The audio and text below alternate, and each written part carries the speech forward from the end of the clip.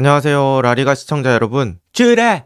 오늘은 주간 라리가 33라운드 정리 영상입니다. 이번 주는 주말에 코파델레이 결승전이 있습니다. 그러다 보니까 바르셀로나, 레알 마드리드 이렇게 결승전에 올라간 두 팀은 어느 정도 로테이션을 가동했고요. 그럼에도 불구하고 승리를 했습니다. 아틀레티코 마드리드 역시 지난 경기 패배 이후에 기분 좋은 승리를 하면서 다시 한번 분위기를 끌어올렸고요. 그렇다면 각 팀의 경기는 어땠는지 보도록 하겠습니다. 일단 레알 마드리드의 선발 라인업입니다. 레알 마드리드는 헤타페 원정에서 1대 0으로 승리를 했고요. 비니시우스, 엔드릭 이렇게 두 명의 선수를 투톱으로 가동하면서 길러를 중앙 미드필더로 사용하고 왼쪽 미드필더를 발베르데로 사용하는 조금은 독특한 멤버 구성으로 출전을 했고요. 꽤 많은 선수를 쉬게 해주면서 코파델레이 결승을 준비하는 로테이션을 들고 나왔습니다. 일단 이 경기에서 저는 가장 중요했던 게 이 길러의 오른발 중거리 선제골이라고 생각을 하는데요. 길러가 이번 시즌은 그렇게 좋은 시즌은 아니었어요. 활약을 크게 하지 못하면서 좋지 않은 평가들이 많았는데 이번 경기에서는 팀을 승리로 만드는 결승골을 만들었고요. 길러가 주발이 아닌 오른발로 깔끔한 득점을 성공했습니다. 레알 마드리드의 역습 상황에서 나온 득점이고 이 흘러나온 세컨볼을 잘 접으면서 오른발로 마무리했습니다. 길러가 2024년 12월이 마지막 득점이었는데 정말 오랜만에 라리가 득점을 했고요. 오늘 길러는 완전히 중앙 미드필더처럼 플레이를 했습니다. 그리고 이 선제골이 되게 중요했던 이유가 또 뭐냐면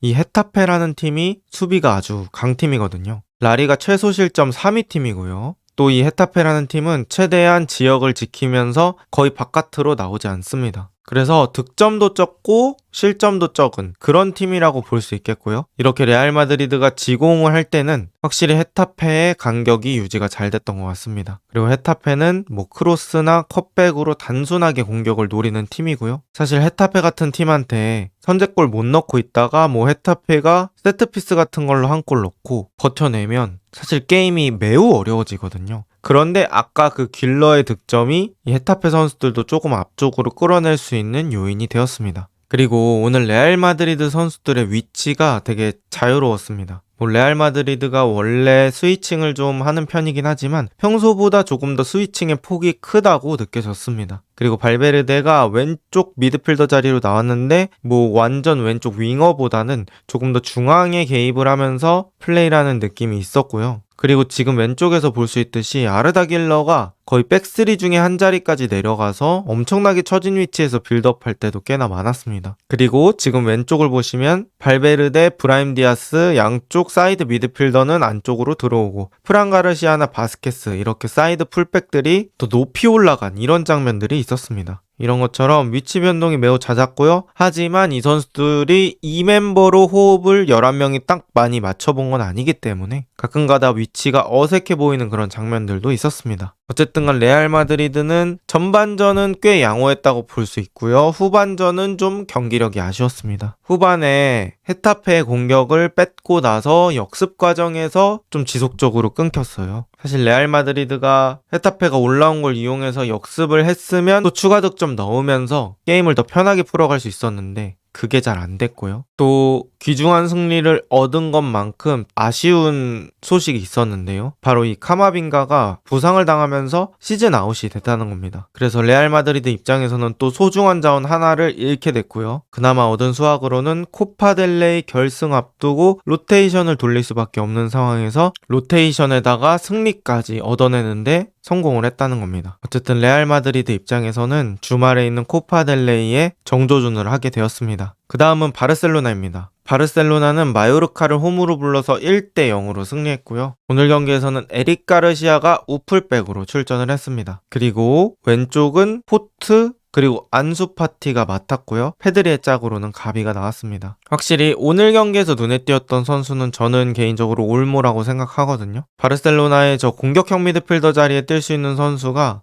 페르민도 있고 올모도 있고 가비도 있고 하지만 저는 확실히 이 공격형 미드필더 중에서는 올모가 가장 효율적이라고 느꼈습니다. 또 수비들이 밀집 수비를 할 때 수비 4명 사이에 있는 그런 포켓 공간으로 들어가서 공 받아주는 것도 괜찮았고요. 다이렉트로 돌려주는 패스 역시 아주 깔끔했습니다. 약간 페르민 로페스가 패기 넘치는 오디션 참가자라면 이제 올모는 데뷔 10년차 가수 이런 느낌이거든요. 그래서 쓸데없는 발성 안 하고 깔끔한 창법으로 노래 부르는 그런 느낌이 좀 났습니다. 확실히 부상만 없다면 상당히 괜찮은 자원이라고 느꼈습니다. 그 다음은 이제 페드리 얘긴데요. 페드리는 진짜 축신이다. 저는 이렇게 느꼈습니다. 그냥 축구를 잘하고요. 다른 영상에서도 말씀드리겠지만 라리가 4월의 선수가 되었습니다. 확실히 이 미드필더다 보니까 우리 팀 선수를 배려해서 패스 강도를 조절하는 능력이 상당히 좋아요. 그리고 남들이 잘 못 보는 길을 패드리만 볼 수 있는 시야를 가지고 있고요. 그걸 실제로 패스로 이행을 합니다. 지금 같은 장면에서도 사실 보기 쉬웠던 길은 아니었는데 패드리가 딱 그 길을 보면서 예쁘게 넣어줬습니다. 그리고 또 화려한 빙글뱅글 탈압박이라고 그 패드리가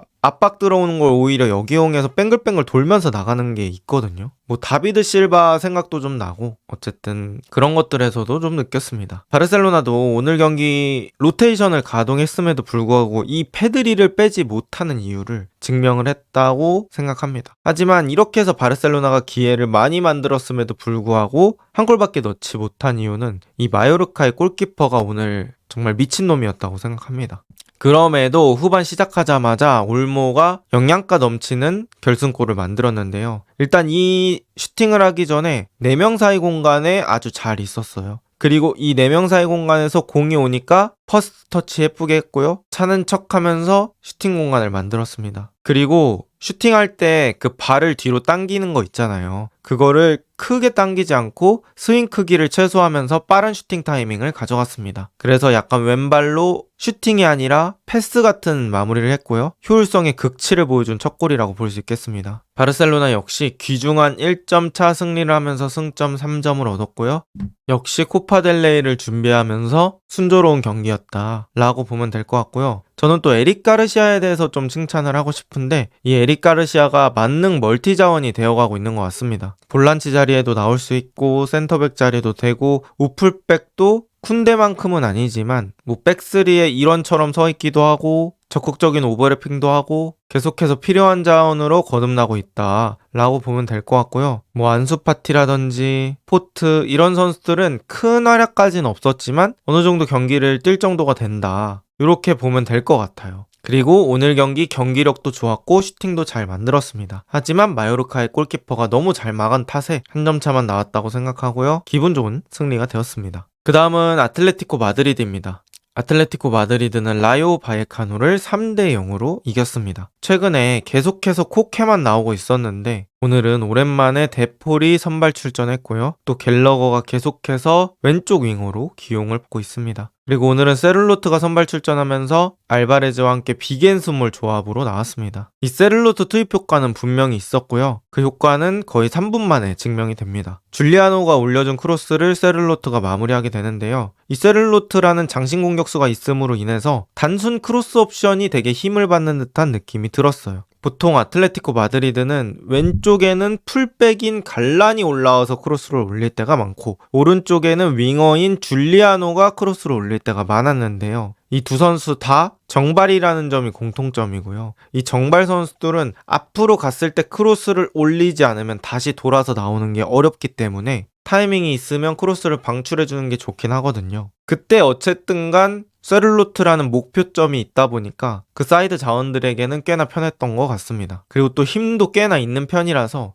이 자리 잡을 때 승리 확률이 괜찮다고 느꼈거든요. 그래서 크로스 올릴 때 손으로 밀어낸다든지 그런 동작들을 하면서 헤더를 잘 연결할 수 있었고요. 또 가끔씩 내려와서 공을 받아주는 그런 움직임들도 있었습니다. 그런 것들은 상대 센터백을 끌어낼 수도 있었죠. 또 지금 옆에 장면에서의 패턴이 오늘 경기에서는 좀 눈에 띄는 패턴이라고 볼 수 있어요. 갤러거가 가운데 쪽으로 들어가면서 사이드로 벌리는 건 갈란이고요. 갈란이 이제 가운데 쪽에 있는 세를로트를 보고 크로스를 넣어준다든지 아니면 갤러거가 직접 안쪽에서 박스 타격할 수도 있죠. 그리고 아틀레티코 마드리드의 두 번째 골이 이 갤러거의 박스 침투로 인해서 헤더 득점이 성공이 됩니다. 사실 갤러거와 아스필리쿠에타 이렇게 두 명이 같이 나왔을 때는 무언가 왼쪽은 공격이 죽는 듯한 느낌이 있었는데 오늘은 이 갈란의 적극적인 오버래핑으로 인해서 꽤 좋은 장면들이 많았다라고 보시면 될 것 같습니다. 그리고 그리즈만이 후반전에 교체 투입되는데 여기서도 그리즈만의 클래스를 확인할 수 있었던 장면이 있거든요. 지금 이제 알바레즈가 위쪽으로 갔다가 갑자기 방향 꺾으면서 아래쪽으로 뛰는 장면들이 있어요. 이게 바로 알바레즈의 현재 감각이라고 볼 수 있습니다. 그냥 위쪽으로 갔으면 좀 편하게 막혔을 텐데 아래쪽으로 갑자기 방향을 꺾으면서 뛰니까 그리즈만이 더 유효한 패스기를 만들어낼 수가 있었고 그리고 이 패스가 성공했을 때는 알바레즈가 거의 1대1 정도의 상황을 맞이할 수 있었거든요. 그래서 이 알바레즈의 움직임으로 무언가 하나를 만들어냈다라고 보시면 될 것 같고요. 알바레즈는 거의 1대1 상황에서 침착하게 마무리하면서 3대0을 만듭니다.